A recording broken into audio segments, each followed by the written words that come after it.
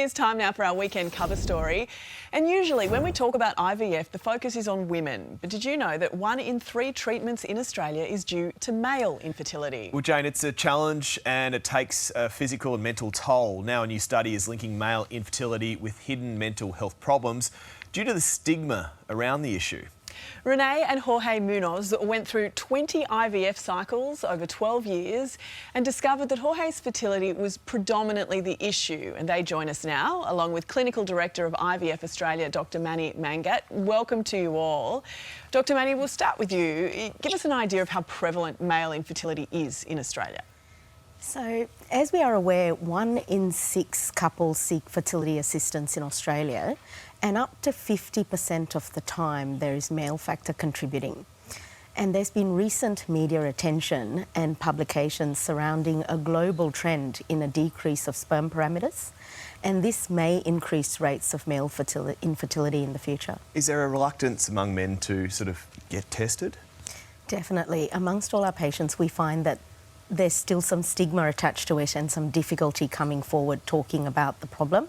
Some men find it difficult to accept that it could be their problem, but I find these days from programs like Big Miracles, from education, from publications, there have been books out there, I find men are now, they probably feel more empowered to talk about it and actually start the conversation. Renee and Jorge, let's go to you now. You have 4 children now. Congratulations, that's wonderful. But we do know that your journey to parenthood came with its challenges. Can you talk us briefly through your experience? Yeah, look, words really can't express the trauma that we went through over 12 years. We found out pretty early on in our journey that Jorge had a varicocele wrapped around both testicles, which is kind of like a varicose vein that heats up the sperm. And, in the beginning, we were very lucky that we only needed 2 IVF cycles until we met our first child, Dexter, and then subsequently his sister, Sabella, a couple of years later. But as we were aging, by the time we were 35 and Jorge 37, it got a lot more difficult. We had 8 IVF cycles to have Phoenix, and then 10 IVF cycles to have Sabella and Harlow.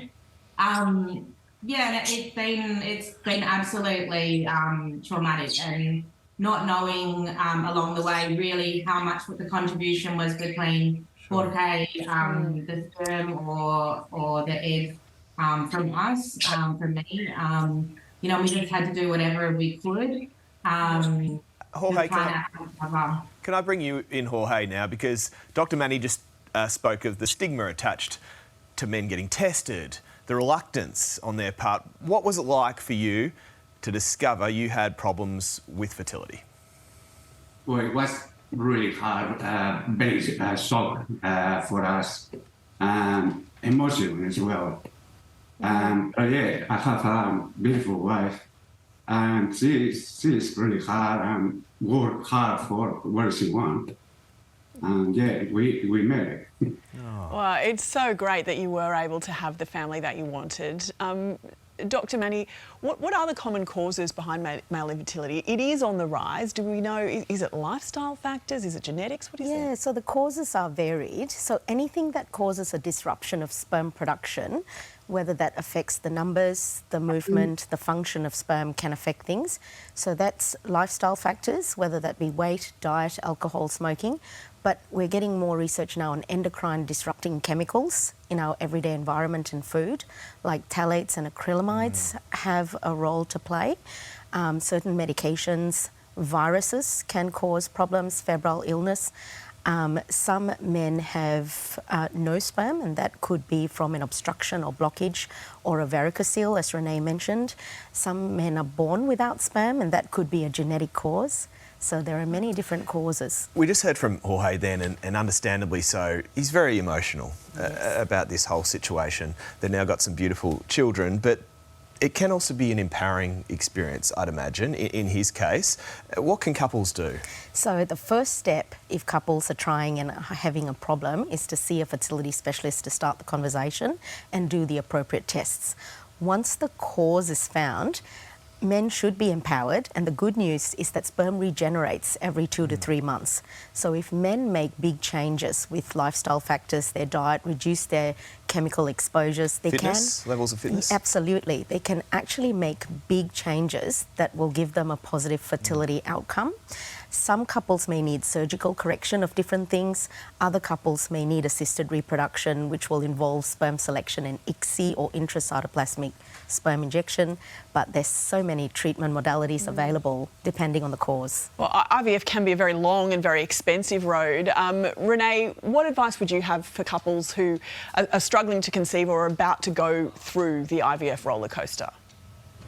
I think there's so much that you can be doing alongside the IVF, as Manny said, to be removing toxins from your environment, changing your diet, losing weight, doing whatever you can to be giving your sperm and egg the best chance, and just keep putting one foot in front of the other. Just focus on what you can do each day and just never give up hope. Hey, Jorge, what's it like being a dad? Beautiful. 4 times. It's something that always I wanted because I never have my family, my father and mother died very young. So it's something that always I wanted. Oh, that's beautiful. Yeah, I'm so happy for you that you have guys. your lovely family, and we wish you all the best. Thank you for joining us this morning, and thank you, Dr. Manny. Thank you. It's quite emotional, isn't it? Yeah. Well, this flu season is certainly gearing up to be one of the worst yet, with the common cold and COVID cases also at an all-time high. Aussies are being warned to be prepared before it's too late. So let's bring in GP Dr. Vyom Sharma in Melbourne. Good morning to you, Doctor. How prevalent is the flu right now? Flu season is here. It's hitting us hard, and it's come quite early. And the numbers just don't lie. It's definitely above the 5-year average for the last 5 years that we've had. And the particularly prevalent strain of flu we've got at the moment, influenza A, is hitting kids very hard. So classrooms are just wiped out. Paediatric emergency departments are really full. And I work at a respiratory clinic, and over the last few weeks, every single appointment from 9 a.m. till 8 p.m. has been gone. So it's pretty full on. It certainly hit me earlier in the week. I was in a doctor's surgery in the suburbs of Melbourne, sitting in a horseshoe in the waiting room, and people were coughing, spluttering all over the place. It seems to be biting really hard in Melbourne particularly. Are there different sort of variations of this in different parts of the country? Look, it seems pretty similar everywhere in that we're seeing a big jump absolutely everywhere. But that said, it's true that some places just have a different healthcare capacity, so they may seem to be getting hit harder. And we certainly know that some communities have very low rates of flu vaccination, so they're the ones who are also getting a bit harder. How much more dangerous than a cold is influenza? Hugely. A cold, people will be feeling better at the end of 5 to 7 days. The flu kills old people. It is dangerous for babies. And even for healthy adults, so to speak, you are completely wiped out for that first week and fatigued for at least a couple of weeks afterwards. So, the flu is just not a joke. People often confuse those two, cold and flu, and though colds are minor, flus are pretty full on. And then you got COVID, RSV, the common cold, as you just mentioned, running rampant. If you're sick, how do you know what bug you have? So you won't really know unless you get a PCR, but we're not necessarily saying people need to go get that test done. Generally speaking, if you or your kids are particularly severely ill, it's going to be one of flu, COVID or RSV most of the time. What's more important is that you get medical attention if you need, and crucially, stay home, work from home if you can. Employers, I'm asking the employers, if you know that your staff members have flu, be sensible, give them the opportunity to work from home if they can, and if their kids have flu, let them stay home with their kids to prevent that coming in to the workplace. Yeah, it is really hard when you get sick and then your kids get sick and then you get sick Domino again. effect, It isn't it? just is a roller coaster. Doctor, thank you so much for your time this morning. Hey there, Today fans. Sarah and What's my name again? oh my God, Carl. Hey, thanks for watching our YouTube channel, though. Subscribe now for more news, special reports, and amazing Aussie stories. And Carl misbehaving, Whoa, of course. that never happens. Always happens. What's she talking about?